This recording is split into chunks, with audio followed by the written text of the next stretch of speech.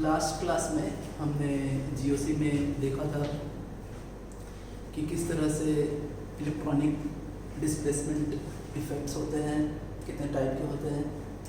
Inductive effect हमने पढ़ा था, आई प्लस आई माइनस देखा था। हमने स्टेबिलिटी की बात की थी, स्टेबिलिटी ऑफ कार्बोकैटायंस हमने देखा था, और हमने प्रॉपर्टीज़ बात की थी फ्री रेडिकल्स का, कार्बन फ्री रेडिकल का हमने प्रॉपर्टीज़ बात की थी। तो आज हम उसी से रिलेटेड कुछ प्रॉब्लम्स बनाएंगे। जो प्रॉब्लम्स मैं आपको दे रहा हूँ वो आप पॉज कर लीजिए, पॉज करके बनाइए, बाद में मैं सॉल्यूशंस दे दूँगा। तो प्रॉब्लम्स हैं,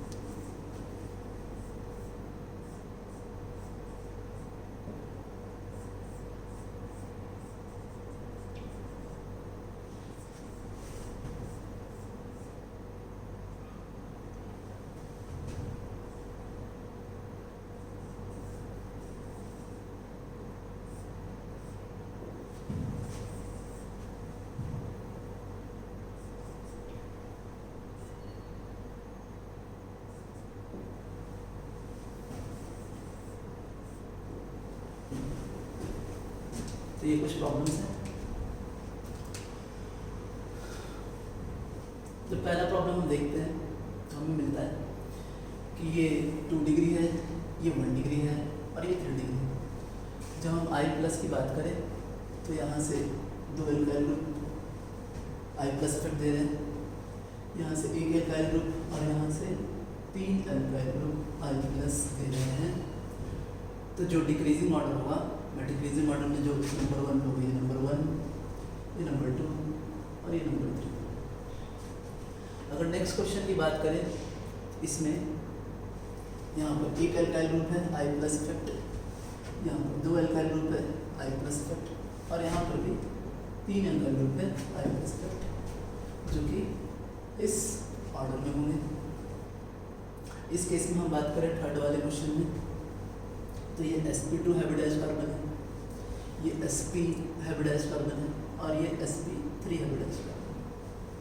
और हम जानते हैं कि sp जो होता है वो मोर इलेक्ट्रोनेगेटिव होता है। तो इस केस में ये नंबर 1 है, ये नंबर 2 है और ये नंबर 3। इस केस में हम बात करें, सेम वही कंसेप्ट लग रहा है हाइब्रिडाइजेशन वाला, तो ये आपका सबसे ज़्यादा स्टेबल होगा, ये उससे कम स्टेबल होगा और सबसे कम स्टेबल आपका लास्ट वाला हो जाएगा। इस केस में हम बात करें, अगर हम आई माइनस सीरीज देखें, जो सीरीज मैंने आपको लास्ट क्लास में लिखवाया था, तो उसके हिसाब से जो सबसे ज़्यादा आई माइनस इफेक्ट देता है वो NH3+ है, उसके बाद NO2 और लास्ट में CN आता है। इसलिए सबसे ज़्यादा स्टेबल इन तीनों में ये होगा, फिर ये होगा और लास्ट में ये हो जाएगा लास्ट वाला। इस केस में अगर हम देखें तो यहाँ पर I+ इफेक्ट है, यहाँ I- इफेक्ट है और यहाँ भी I- इफेक्ट है। अब ये तो सबसे ज़्यादा स्टेबल होगा ही, इसमें कोई दिक्कत नहीं, ये नंबर 1 हो जाएगा। इन दोनों में जब हम देखें तो यहाँ पर 2 फ्लोरीन है और यहाँ 1 फ्लोरीन 1 क्लोरीन है, जिसकी वजह से ये ज़्यादा स्टेबल होगा इससे, इसलिए ये 2 नंबर हो जाएगा और ये 3 नंबर हो जाएगा। अब नेक्स्ट क्वेश्चन को अगर हम देखें तो नेक्स्ट क्वेश्चन में हमें दिखता है कि नेक्स्ट क्वेश्चन में एक Nr3+ है, एक NF3+ है और एक NH3+ है। इसमें से जो सबसे स्ट्रॉन्गेस्ट I- इफेक्ट देता है वो NF3+ देता है, उसके बाद Nr3+ देता है और लास्ट में NH3+ देता है। इसलिए जो नंबर 1 होगा ये नंबर 1 होगा, ये नंबर 2 होगा और ये नंबर 3 होगा, बेस्ड ऑन I- सीक्वेंस जो मैंने आपको लिखवाया है। ऑक्सीजन जो है वो I- इफेक्ट देता है, नाइट्रोजन भी I- इफेक्ट देता है, जबकि यहाँ पे कोई इफेक्ट नहीं है, इसलिए सबसे ज़्यादा स्टेबल ये होगा। क्योंकि नाइट्रोजन जो है वो ज़्यादा इफेक्ट देता है, मतलब कम इफेक्ट देता है वो I- इफेक्ट ऑक्सीजन से, इसलिए ये ज़्यादा स्टेबल, उसके बाद नाइट्रोजन और लास्ट में ऑक्सीजन। इस केस में अगर हम देखें तो ये डिस्टेंस रिलेटेड सवाल है, जहाँ पर जो क्लोरीन है वो क्लोरीन फ्री रेडिकल के दूर पे है और यहाँ क्लोरीन फ्री रेडिकल के पास में, और वहाँ कोई भी क्लोरीन है नहीं, जो कि क्लोरीन I- इफेक्ट देता है। और हम जानते हैं कि जितना ज़्यादा डिस्टेंस पे क्लोरीन होगा उतना ही कम I- इफेक्ट होगा। यहाँ पे कोई इफेक्ट है नहीं, इसलिए नंबर 1 हो जाएगा, ये दूर है इसलिए 2 हो जाएगा और ये हो जाएगा 3। और 2-4 प्रॉब्लम हम बनाते हैं, फिर हम आगे चलेंगे, कुछ प्रॉब्लम्स और देख लेते हैं।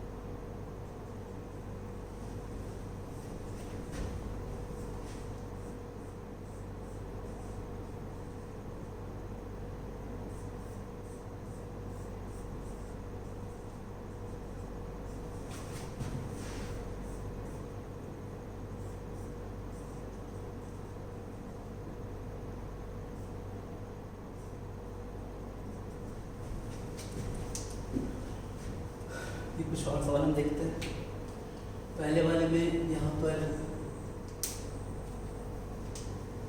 3 एल्काइल ग्रुप है, यहाँ पर 2 एल्काइल ग्रुप है I+ के लिए, और यहाँ पर एक ही एल्काइल ग्रुप है I+ के लिए। तो सबसे ज़्यादा स्टेबल ये पहला वाला, फिर उसके बाद ये लास्ट में हो जाएगा।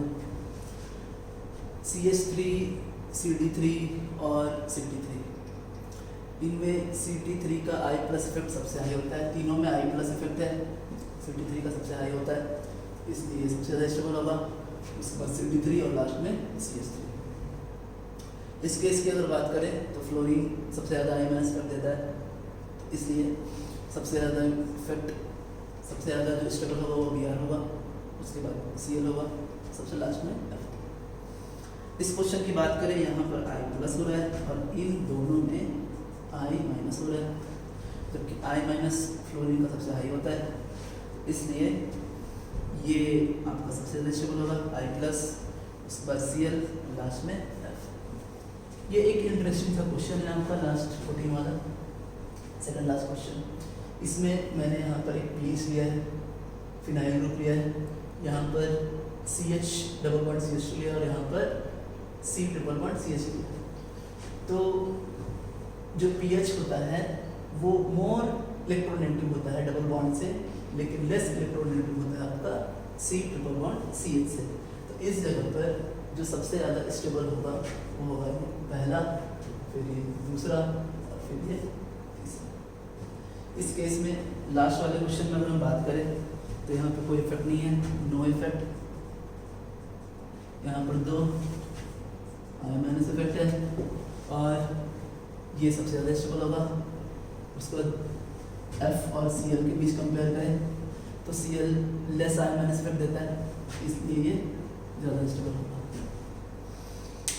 अब हम आगे अगर चले तो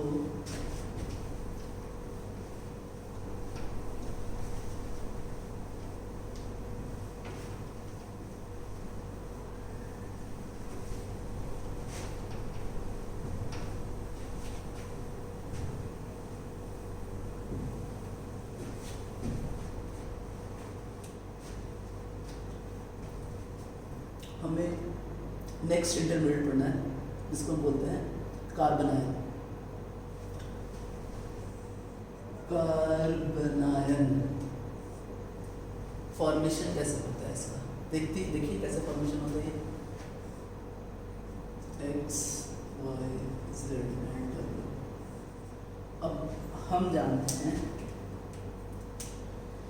कि इस बॉन्ड में, इस सिंगल बॉन्ड में 2 इलेक्ट्रॉन हैं।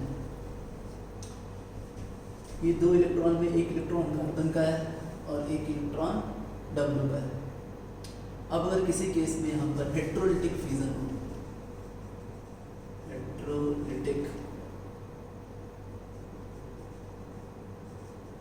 फ्यूजन हो, तो उस केस में अगर ये दोनों के दोनों इलेक्ट्रॉन कार्बन के पास रह जाए तो उस केस में जो हमें इंटरमीडिएट मिलेगा उसको हम बोलेंगे कार्बनायन, कार्बनायन बोलेंगे उसको। अब इसके अगर फॉर्मल चार्ज की हम बात करें, फॉर्मल चार्ज, तो फॉर्मल चार्ज हम कैलकुलेट करें तो हमें क्या दिखेगा कि 1, 2 और 3, ये 4 और ये 5। आउटर सेल में कार्बन के पास 5 इलेक्ट्रॉन है, जो कि मैंने ब्लैक कलर से दिखाया है ये 5 को। और कार्बन का जो वैलेंस इलेक्ट्रॉन है वो कितने होते हैं, 4 होते हैं। दोनों को माइनस करेंगे, यहाँ माइनस बनाएंगे, इसलिए यहाँ पर एक नेगेटिव चार्ज है, नेगेटिव चार्ज। अब अगर हम इसे गौर से देखें तो हमें पता चलेगा कि पहली बात ये sp3 हाइब्रिडाइज्ड है, B इसका जो शेप होता है वो होता है ट्राइगोनल पायरा मिड है। सी एक नेगेटिव चार्ज है इसके ऊपर, नेगेटिवली चार्ज है। नेक्स्ट इसके पास टोटल 8 इलेक्ट्रॉन्स हैं आउटर सेल में।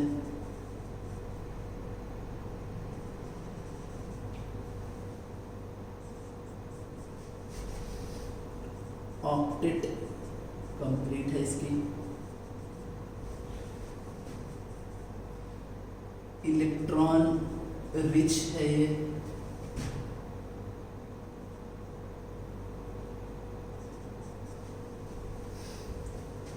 लेविस बेस है।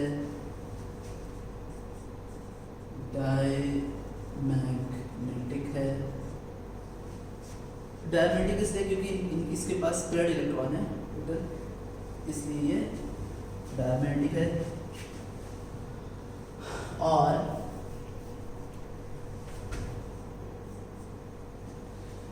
ये जो इसका शेप है वो NH3 के सिमिलर होता है, सिमिलर है NH3 का, सिमिलर इसका शेप होता है। अब अगर हम बात करें इस X, Y और Z इस कार्बोनाइन की, तो ये इलेक्ट्रॉन रिच होता है। तो अगर किसी तरह से इसकी इलेक्ट्रॉन डेंसिटी को घटा दिया जाए, तो इलेक्ट्रॉन डेंसिटी को घटाएंगे तो इसकी स्टेबिलिटी इंक्रीज होगी, जो कि I- इफेक्ट से किया जा सकता है। और अगर इसकी इलेक्ट्रॉन डेंसिटी को बढ़ा दिया जाए, इसकी स्टेबिलिटी घट जाएगी, जो कि I+ इफेक्ट से किया जा सकता है। एक सिंपल सा मेरा एक रूल है, अगर आप इसको याद रखें तो आपको बहुत आसानी होगी। ऑर्गेनिक केमिस्ट्री में कभी भी चार्जेस जो होते हैं वो बहुत इंटेंस नहीं होते हैं। इस कंडीशन में जो चार्जेस हैं वो यहाँ पे इंटेंस हैं, तो इस चार्ज को हम, इसकी इलेक्ट्रॉन डेंसिटी को अगर हम कम करें तो इसकी स्टेबिलिटी बढ़ेगी। और अगर इसी चार्ज के इंटेंसिटी को अगर हम बढ़ा दें, इलेक्ट्रॉन डेंसिटी को बढ़ाएं, तो फिर स्टेबिलिटी कम होगी। इसलिए I- इफेक्ट से कार्बोनाइन की स्टेबिलिटी बढ़ती है और I+ इफेक्ट से कार्बोनाइन की स्टेबिलिटी घटती है। अब हम कुछ सवाल बनाएंगे इसके ऊपर, कुछ सवाल देखते हैं। तो ये देखिए,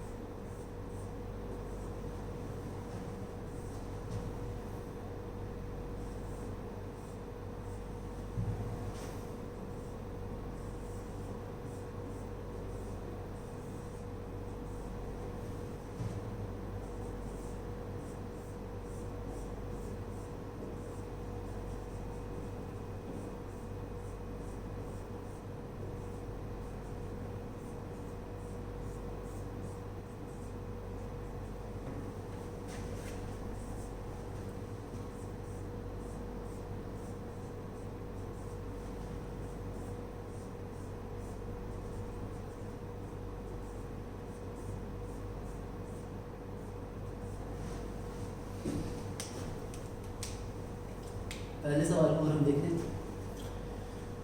तो पहले सवाल में सभी में I+ हो रहा है। अब I+ यहाँ पे 2 अल्काइल ग्रुप दे सकता है, यहाँ पर 1 दे सकता है और यहाँ पर 3 दे सकता है। तो I+ के वजह से जितना ज़्यादा I+ होगा उतना ज़्यादा उसकी स्टेबिलिटी जो है वो कम हो जाएगी। तो सबसे ज़्यादा स्टेबल आपका ये पहला वाला होगा, उसके बाद ये दूसरा होगा और ये फिर तीसरा होगा। नेक्स्ट केस में बात करें तो उसी तरह से अगर हम इसको देखें गौर से तो एक एल्काइल ग्रुप, यहाँ दो एल्काइल ग्रुप और यहाँ तीन एल्काइल ग्रुप I+ में हैं, तो जिनके वजह से सबसे स्टेबल ऑर्डर जो है वो कुछ इस तरह का होगा। आप खुद से देख सकते हैं, ये sp2 हाइब्रिडाइज्ड है, ये sp हाइब्रिडाइज्ड है और ये sp3 हाइब्रिडाइज्ड है। हम जानते हैं कि sp मोर इलेक्ट्रोनेगेटिव होता है sp2 से, और sp2 जो होता है वो मोर इलेक्ट्रोनेगेटिव होता है sp3 से। तो इस केस में सबसे ज़्यादा इलेक्ट्रोनेगेटिव ये है, तो ये सबसे ज़्यादा इलेक्ट्रॉन क्या करेगा, ड्रेन आउट करेगा, इसलिए नंबर 1 हो जाएगा। उसके बाद ये 2 पे होगा और ये होगा आपका 3 पे। 4 नंबर क्वेश्चन में अगर हम बात करें तो सभी में I- इफेक्ट है, सभी में I- इफेक्ट है। NO2 इज द स्ट्रॉन्गेस्ट, तो इसलिए ये सबसे ज़्यादा स्टेबल होगा।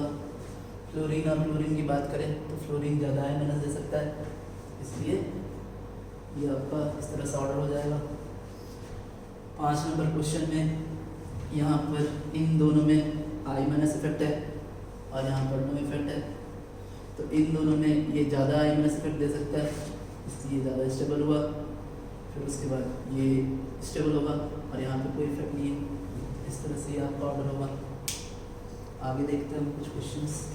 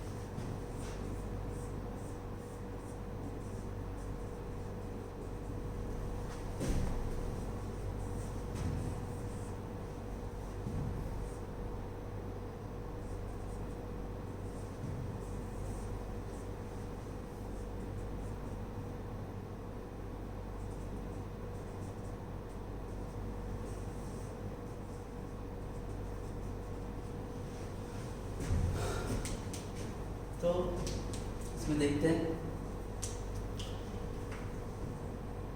इन सभी में I प्लस इफेक्ट लग रहा है और I प्लस इफेक्ट में CD3 सबसे स्ट्रॉन्गेस्ट होता है, उसके बाद CD3 आता है और सबसे कम CH3 होता है, इसलिए CH3 ये सबसे स्ट्रॉन्गेस्ट होगा, स्टेबल होगा सबसे ज़्यादा, उसके बाद आपका CD3 होगा। इस केस में अगर हम देखें तो ये sp हाइब्रिडाइज्ड है, ये sp2 हाइब्रिडाइज्ड है और ये भी sp2 हाइब्रिडाइज्ड, लेकिन pH जो फिनाइल ग्रुप होता है वो इससे ज़्यादा इलेक्ट्रोनेगेटिव होता है, इसलिए ये सबसे स्टेबल होगा, उसके बाद ये होगा और उस लास्ट में ये आएगा आपका 3 नंबर पे। इन तीनों की अगर हम बात करें तो NR3 जो है वो सबसे अच्छा I माइनस दे सकता है, इसलिए ये नंबर 1 पे होगा, ये नंबर 2 होगा और ये नंबर 3 होगा। OH और OR में मैंने आपको बताया था कि OR जो है वो ज़्यादा अच्छा I माइनस इफेक्ट देता है, लेकिन इन दोनों से ज़्यादा अच्छा NF3 देगा, तो ये सबसे ज़्यादा स्टेबल होगा, उसके बाद OR होगा, उसके बाद OH होगा। इस केस में यहाँ I प्लस इफेक्ट है, यहाँ I माइनस इफेक्ट है और यहाँ भी I माइनस इफेक्ट है, तो इसलिए ये सबसे ज़्यादा स्टेबल होगा, क्योंकि यहाँ 2 फ्लोरीन है, यहाँ पर 1 फ्लोरीन और 1 क्लोरीन है, इसलिए इसका I माइनस इफेक्ट इससे कम होगा, तो ये 2 नंबर और ये हो जाएगा आपका तीसरा। इस केस में अगर हम बात करें यहाँ पे तो यहाँ भी कुछ इस तरह का सवाल है, यहाँ 2 फ्लोरीन है, यहाँ 1 फ्लोरीन 1 क्लोरीन है और यहाँ I प्लस इफेक्ट है, तो इसलिए ये नंबर 1 पे होगा, ये नंबर 2 पे होगा और ये नंबर 3 पे होगा। इन केसेस के अगर बारे में बात करें 12 नंबर क्वेश्चन, तो सबसे ज़्यादा I माइनस इफेक्ट SO3H दे सकता है, उसके बाद COOH दे सकता है और लास्ट में देगा आपका COR।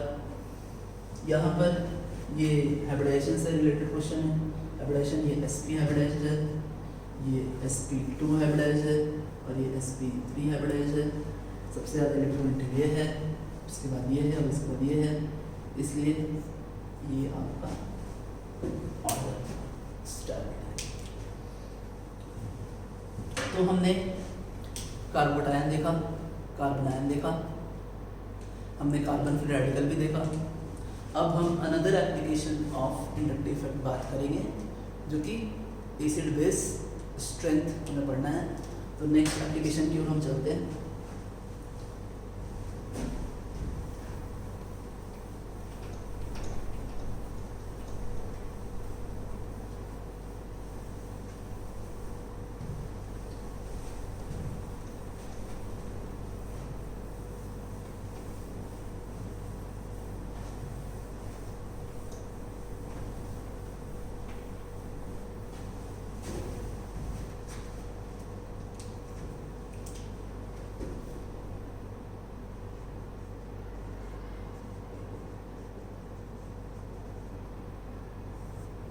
Application of inductive effect acid strength. तो एसिड स्ट्रेंथ चालू करने से पहले हमें जानना होगा कि एसिड होता क्या है। तो एसिड, अगर हम इनऑर्गेनिक एसिड्स पे जाएं, जैसे HCl, H2SO4, HClO3 और HNO3, ये सारे अपने एक्वस सॉल्यूशन में क्या करते हैं, H प्लस देते हैं, H प्लस देते हैं।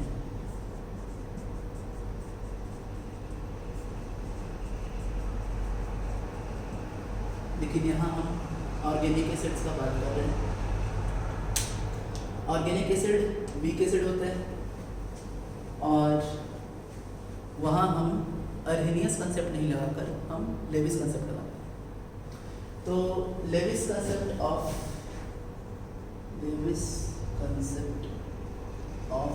एसिड कहता है acids are electron deficient. Acids are electron deficient. तो अगर हम बात करें इस डिफिनेशन के हिसाब से तो हमें दिखेगा कि कोई इफेक्ट है जहाँ जिसके वजह से इलेक्ट्रॉन डेंसिटी कम हो रही है। तो इलेक्ट्रॉन डेंसिटी जब कम होगी तो वो स्पीसीज मोर इलेक्ट्रॉन डिफिशिएंट होगा और इस वजह से वो मोर एसिडिक भी हो जाएगा, जो कि ये हम कर सकते हैं किससे? I- से। अगर इलेक्ट्रॉन डेंसिटी बढ़ रही है तो वो लेस इलेक्ट्रॉन डिफिशिएंट होगा, लेस एसिडिक होगा और ये हो सकता है किससे? I+ इफेक्ट से।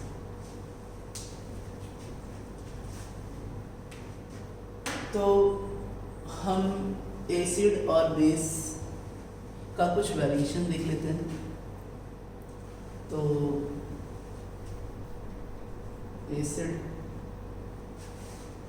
स्ट्रेंथ इन ग्रुप, अगर हम बात करें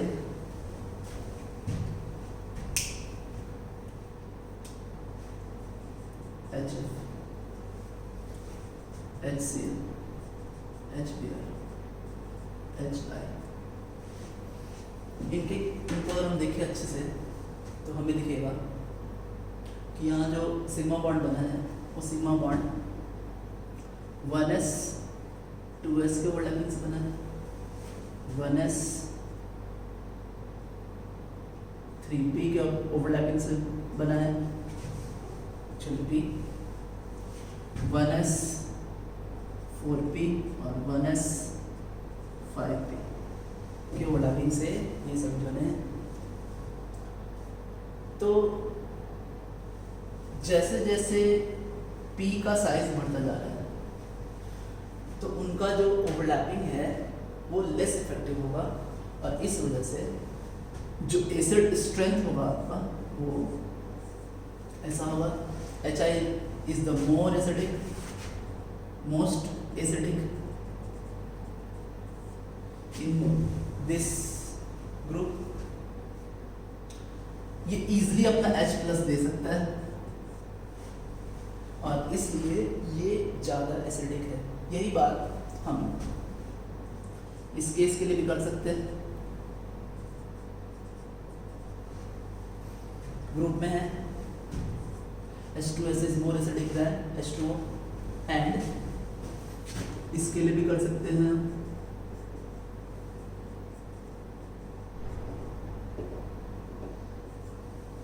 PH3 is more acidic than NH3। अब अगर हम पीरियड में बात करें, acid strength in period, acid strength in period, तो अगर हम सेकेंड पीरियड लें, फॉर एग्जांपल हमने लिया HF, H2O, NH3 और CH3, तो जब हम इनके ओवरलैपिंग को देखेंगे कि ओवरलैपिंग किस किस के बीच में हुआ है, तो हमें दिखेगा कि हर बार 1s और 2p ही है। HF केस में भी, H2 केस में भी, NH3 के केस में भी और CH4 के केस में भी। तो जब ओवरलैपिंग सेम ऑर्बिटल्स के बीच में हो तो इलेक्ट्रोनेगेटिविटी डिसाइड करता है कि कौन सा मोल एसिडिक है।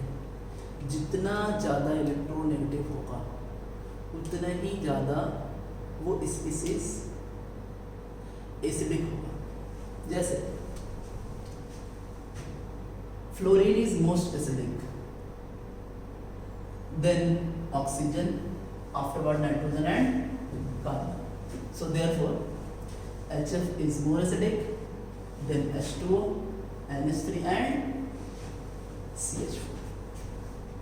तो जब भी सेम ओवरलैपिंग हो तो हम इलेक्ट्रोनेगेटिविटी पे डिसाइड करेंगे कि कौन सा मोर एसिडिक है। कुछ सवाल बनाएंगे हम यहाँ पर कुछ रिलेटिव कंपैरिजंस देखेंगे एसिड्स का, I+ और I- के थ्रू हम चेक करेंगे कि कौन सा ज़्यादा एसिडिक है और उसका हम इंक्रीजिंग या डिक्रीजिंग ऑर्डर बताएंगे। तो कुछ सवाल हम देखते हैं।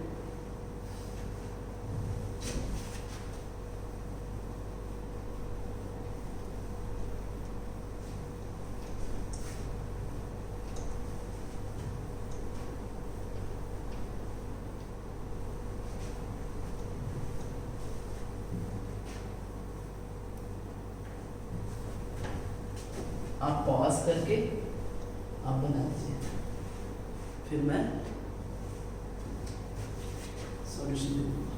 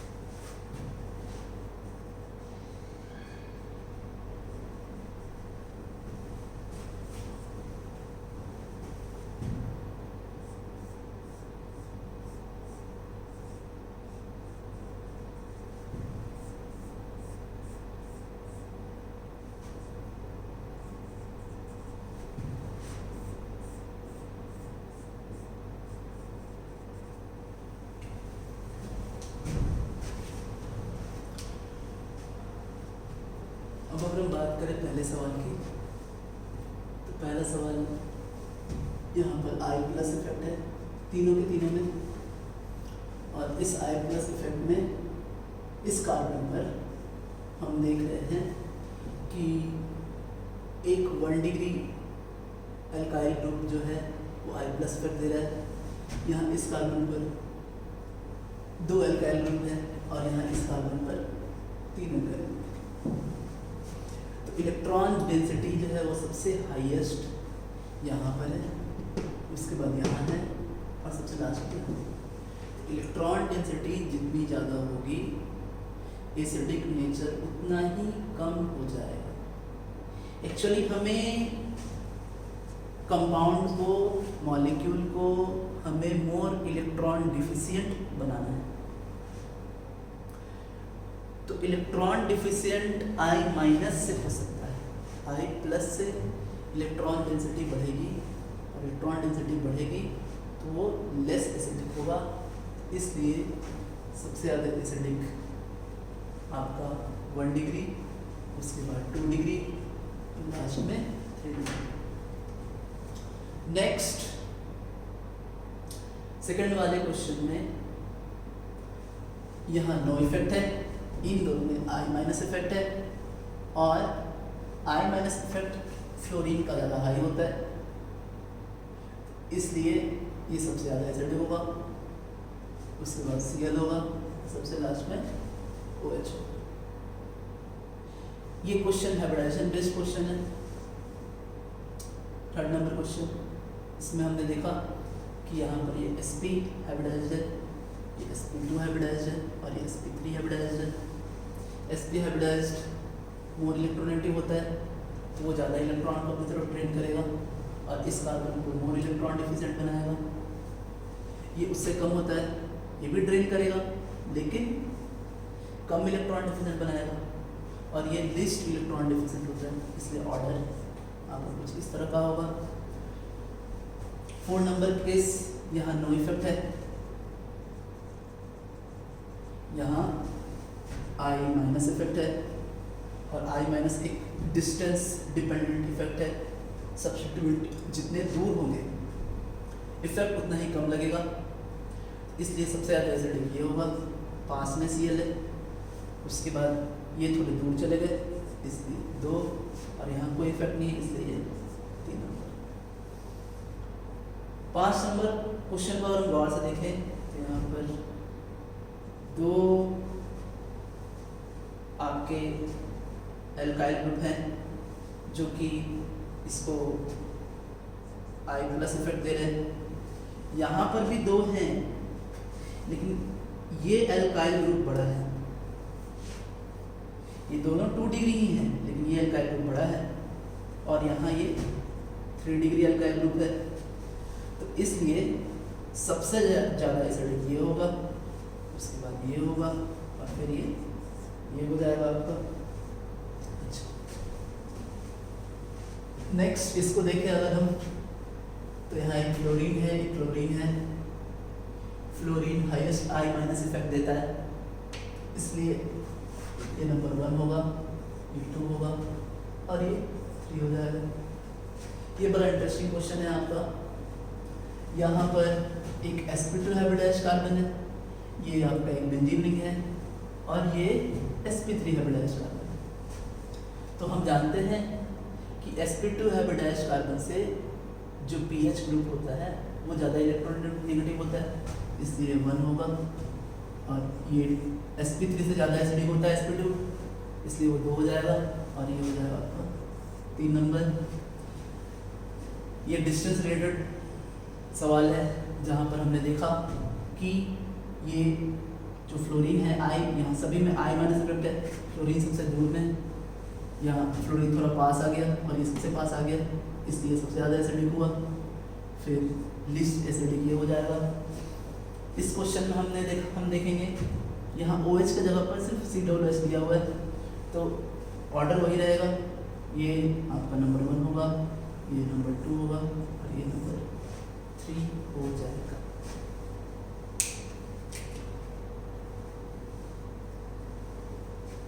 तो आज के क्लास में हमने डिस्कस किया कि एसिड स्ट्रेंथ हम किस तरह से देखते हैं, एसिड स्ट्रेंथ कैसे वैरी करता है और कैसे उसको हम प्रिडिक्ट कर सकते हैं कि क्या अरेंजमेंट है। हमने ये भी देखा कि कार्बन आयन का स्ट्रेंथ किस तरह का होता है अर्बनाइन को हम स्टेबिलिटी किस तरह से देखते हैं, और हमने देखा कुछ प्रॉब्लम बनाए हमने आपके कार्बन फ्री रेडिकल पर। तो कल नेक्स्ट क्लास में हम पढ़ेंगे कि बेसिक स्ट्रेंथ किस तरह से इन्फ्लुएंस होती है, ऑर्गेनिक बेस क्या क्या है, नाइट्रोजनस बेस देखेंगे हम। तो आज के लिए थैंक यू।